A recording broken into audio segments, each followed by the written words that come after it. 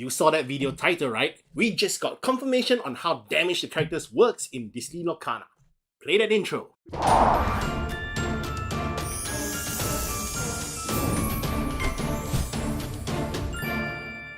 Hey guys, it's D Sam here from Mushu Report, where we cover all things Lorcana. Now, the Nuremberg Toy Fair is still going on, and the Lorcana's fan community's very own Artem made it down to the event and got some pictures and videos of the outer area of the Lorcana booth. The inner area of the booth is blocked off only for big distributors who signed that NDA, but the outer area had mock-ups for the products on display, which Artem got a video, which... Wait, hold it, go back a bit, zoom in. There! It says 32 damage counters! Oh my god! Okay, it's happening! Everybody stay calm! Okay, so this is another big hint into how gameplay works for Lorcana, specifically for challenges or battle. Previously, when they announced the gift set, they had mentioned 34 game tokens on the product info, while the front also mentioned 2 tracker tokens, but we had no idea what the remainder 32 were. The back of the gift set now confirms that the 32 tokens were actually damage counter. This most probably means similar to Pokemon, damage accumulates on your characters. So let's say I take Captain Hook here to challenge Mickey Mouse. Captain Hook has 1 power while Mickey has 5 toughness. The current unofficial terms I'm using for attack and hit points, which, well, we're waiting to confirm. Which means after the challenge is over, Mickey over here will accumulate damage and only have 2 toughness left. We do not know what happens to Captain Hook since he challenged a much stronger Mickey, but my guess here is that Mickey's 5 power will also hit back at Captain Hook, which means Captain Hook here gets vanished after the battle since he only has 2 toughness.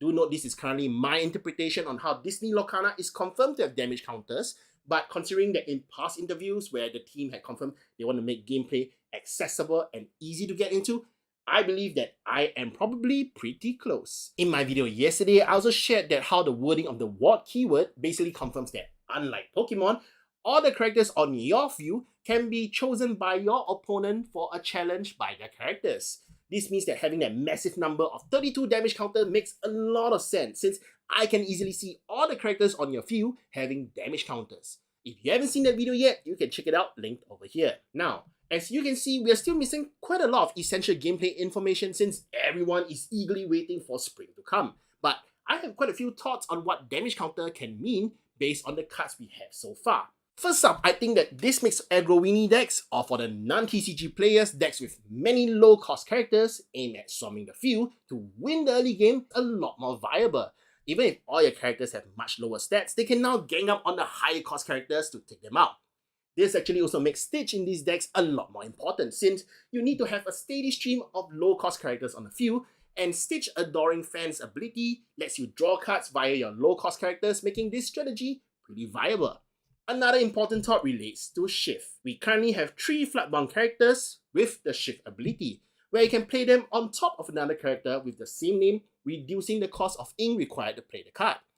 Playing the character on top of another character with the same name really sounds a lot like the Pokemon TCG, where you can evolve your Charmander by playing a Charmeleon on top of the Charmander. In Pokemon, any damage counters currently on Charmander also goes on to Charmeleon, even if Charmander has evolved. So with that same line of thought, with a Shift character like Hades King of Olympus, it might mean that Hades keeps that damage counters that the original Hades already had. If that is the case, that means that Shift characters is actually not as powerful as we originally thought they were. You might gain access to Hades' massive 6-7 stats by turn 6 using Shift, but there might be not too much point to it if those stats are all immediately discounted by a whole bunch of damage counters. Personally, I think that this means that the Aggro Weenie decks can really keep up the tempo, and it could be a really good meta play for the very first release of the first chapter. If you keep up the tempo to dish out damage to your opponent's characters, even if they manage to use Shift abilities to bring out their higher cost characters earlier, these characters will not be as strong as they were supposed to be.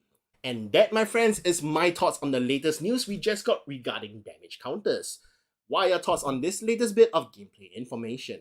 Is that what you had expected? Let me know what you think in the comments below. And if you found this information useful, do drop a like and subscribe to the channel since I will drop any Lorcana news we get as soon as I can. And also don't forget to follow Artem on Twitter. He's building an awesome website Lorcana where it is a great place to get high quality Lorcana card images and also read articles for Lorcana. I'll link his Twitter in the description. Thank you everyone for watching. This is D Summon from Mushu Report, signing out.